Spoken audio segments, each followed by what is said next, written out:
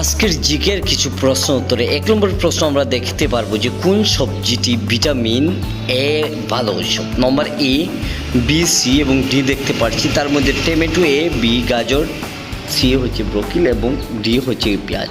আমরা এখান থেকে সঠিক উত্তরটা দেখতে পারবো, যে সঠিক উত্তরটা আমরা এই জায়গা থেকে অপশন বি, যেটা গাজরকে আমরা ভিটামিন এর।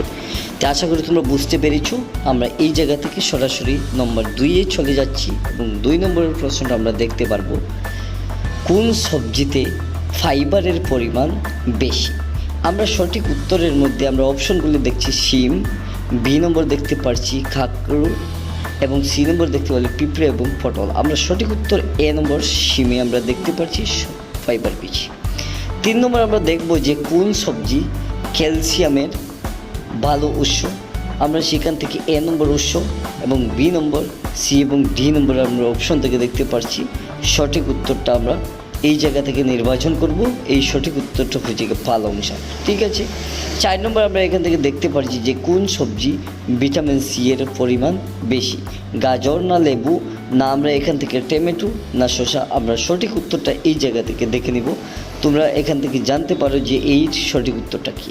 আমরা এখান থেকে সরাসরি দেখে নিতে পারি যে এর সঠিক উত্তরটা হচ্ছে